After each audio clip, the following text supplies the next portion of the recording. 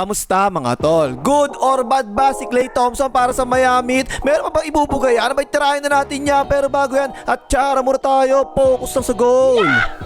Okay, game. Sa Dallas Mavericks, naglalaro si James Baldog, diba? Pero ang sabi ng chismosa kong kapitbahay, nag-agree na daw sa buyout ng Dallas Mavericks at ginibap na nila si James Baldog. Tapos around $9.6 million yung natipid nila para sa buyout, ha? Para sa mga hindi pa nakakaalam mga tol, ha? Ang buyout, isang paraan yan para tapusin kagad yung isa pang live na kontrata ng isang player. Win-win na situation yan para sa magkabilang panig kasi ang player gusto niyan makalipat kagad siya sa team na gusto niya, diba? At yung team naman na nag-rebuild, makakatipid naman sila ngayon sa pasweldo kasi mag-a-agree sila sa mas mababa pa sahod sa player na yun para ma-buyout. Kumbaga mga tol, parang advance payment yan eh. Mas mababa nga lang yung advance payment kaysa doon sa napagkasunduan nila sweldo dati. So yun, wala na ang kontrata sa Dallas Mavericks, na buyout na nga, na-waive na rin at na-clear na rin sa waivers. Lilipat na raw ngayon sa Miami Heat ito si James Baldog, ha? At ang sabi, bibigyan siya ng Miami Heat 2-year $11.5 million contract. O teka lang ha, ibang kontrata na kasi yan mga tol eh. Ginibap na niya yung kontrata niya sa Dallas Mavericks at napalugi nga siya ng around $9.6 million.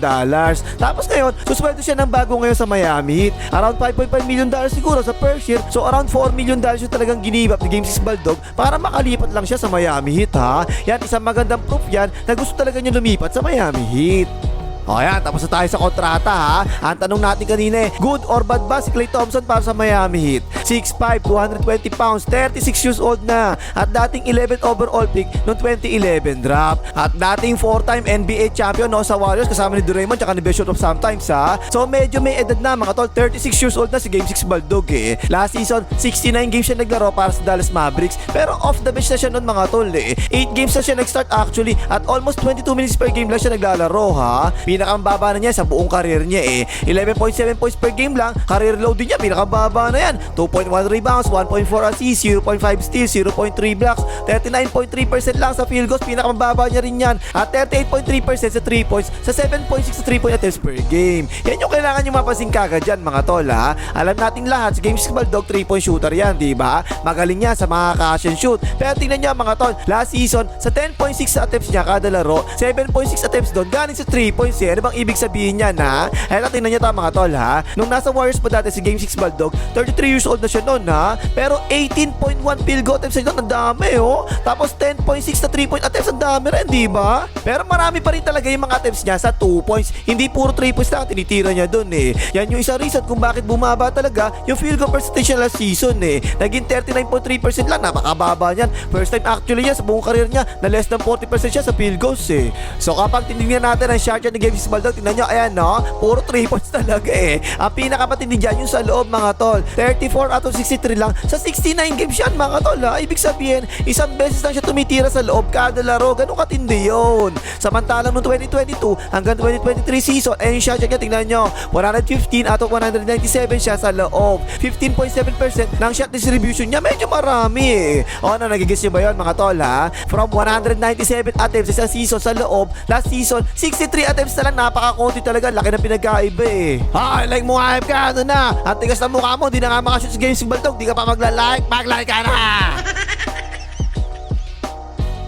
Tol, bakit ba yan ang pinupunto mo, ha? Di ba 3-point shooter yan? Hindi naman yan slasher eh. Oo nga, 3-point shooter nga yan si Game 6 Baldog. Kahit na Baldog pa yan, di ba? Pero kasi, malamang na hindi nyo naiintindihan yung style ng Miami Heat last season eh. Binrengko na natin yan. Kung di nyo napanood, panoorin nyo na lang, oh. Ang sabi ko doon, ang style ng Miami Heat last season, parang dribble drive offense ni Coach Chot. Continuous palagi yung atake, sunod-sunod talaga, umaatake silang lahat. Kapag binigay sa'yo, wala kang tira, umatake ka. Ganun yun, di ba? O ano, nagigis nyo na ba? Kaya yun yung pinupunto ko kagad sa mga tira ng Game 6 Baldog na kumonti talaga yung tira sa loob kaysa dati. Ibig sabihin nun, kapag sa kanya binigay yung bola at wala siyang tira, anong gagawin niya? Hahanap siya ng papasahan? Ganun na lang ba? Now, ito pa mga tol, paano kung kunwari sa corner na lang kaya siya ilagay ng Miami Heat? Kasi kadalasan kapag sa corner, diba, last kick out na yun eh, titira na kagad yun kasi open na yun eh. Ito yung mga tinira niya sa corners last season, ha. Sa left corner, 19 out of 58 siya rito, 32.8% lang, mas mababa yan sa league average sa 38.7%, kaya nakapula yan. Sa right corner naman, 44.4% siya dyan, kaya naka-green yan. Mas mataas siya kaysa sa league average na 38.7%. So actually parang pwede mga tol eh, pwede pang corner talaga si Game 6 Baldog Baldog, lalong-lalo na sa right corner, diba? Kasi mataas siya dun eh. Kaya siguro yung practice niya na nakita ko last time, 72 na sunod na 3 points sa left corner. Kasi nga siguro mababa yung percentage niya, kaya yung pinapractice niya last season eh. So malamang yun yung maging unang-unang role niya rito sa Miami Heat, maging corner guy siya eh, no? Na kung hindi nyo naalala mga tol, nakakuha nga rin ng Miami Heat si Giannis De Belen, diba? At kadalasan, kinukuyog palagi ng depensa sa loob kasi malakas sa loob yan eh. Kaya nga dati sa Milwaukee Bucks, kakampi niya doon puro shooter, si Kate Middleton, magaling yun, diba? Shooter talaga yun, magaling yung kamay nun. At maganda yung nilaro, no? Kaya nag-champion pa nga sila. Yan yung unang-unang dahilan kung bakit kinuha ng Miami Heat. Ito si Game 6 Baldog. Kahit na sinabi ko pa kanina na ay yung Miami Heat na yan, dribble drive offense ang ginagawa niyan. Eh kasi kapag si Giannis De Belen na yung sumasalaksak at kinuyog na yan, malamang last kick out na yun kasi ma-open talaga yung pinasahan niya palabas eh. Pero kapag tinignan natin roster ng Miami Heat, mga tol ha, malamang ang first time niya sila, si Yadav yung point guard, si Tim By The Way Jr. shooting guard, si Andrew is small forward, si Giannis De Belen sa power forward, at si Bam Aquino ba yun sa sentro. Pero ang tanong, magiging starter kaya si Game 6 Baldog dito sa Miami Heat? Hindi na si Tim By The Way Jr.? At ikaw mga tol ha, oo, dapat maging starter si Game 6 Baldog sa Miami Heat kasi kailangan talaga eh. Kailangan every time na nasa loob si Game 6 Baldog, ang dapat kasabay niya sa loob sino? Si Giannis De Belen, diba? Kasi kapag inilagay nyo sa second five si Game 6 Baldog, ang mga makakasabay niya doon, si Drew Smith, si Pele Larson, si Bobby Patis, si Nikola Jovic. Kaya kita nyo oh, walang magnet na depensa sa mga yan eh. Kapag yan yung mga kasabay niya sa loob, eh naku po 100% sure ako, hindi magiging effective talaga si Game 6 Baldog. So in-expect ko mga tol ha, baka magiging starter sa Miami si Game 6 Baldog at baka maglaro siguro yan mga 20 minutes hanggang 25 minutes per game ngayong season.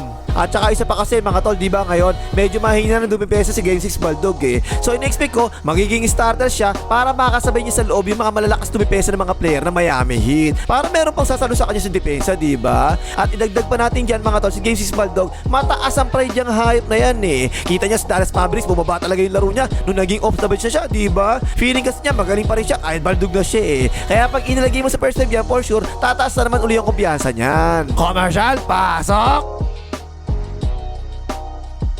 So, ang tanong natin kanina mga tol, good or bad ba si Game 6 Baldog para sa Miami Heat? Actually, para sa akin, unang-una good eh. Kasi mabibigyan niya ng ibang dimension yung opensa ng Miami Heat, diba? Yung mga hand-off screen, tapos biglang 3 points, magaling siya sa ganon. Yung mga off-the-ball screen din, magaling din sa mga ganon yan, diba? Tapos off-the-ball movement, kapag mula sa kanya yung bola, gumagalaw talaga palagi yan. Magaling din sa ganon yan eh. Tapos sa mga pick and roll, bigla na natitira ng 3 points yan, okay din siya sa ganon. Tapos yung mga cuts, magaling din kumat yan, diba? At sa mga crucial shots, makakasama niya sa mga crucial shots eh. Pati yung kunwari, paubos na yung shot clock, ibigay mo lang kay Game 6 Baldog, makakatira talaga palagi yan eh. So dun pa lang, good na talaga mga tol eh, no? Pero simple lang talaga ang sagot ko rito mga tol. Tingin ko ha, kapag si Game 6 Baldog ay naging si Game 6 Baldog na naman at puro Baldog ang tinira, di syempre, bad talaga yun para sa Miami Heat. Eh, career low na nga ni Game 6 Baldog yung last season sa 3 points, 38.3%. Pero kung tutusin, mataas pa rin naman talaga yun eh, no? Nung kalakasan niya kasi sa Warriors, around 40% hanggang 42% yung mga 3 points niya. Pero kapag tumira siya ng ganyan siguro, eh, parang sa Warriors, 42% sa 3 points, eh nako po,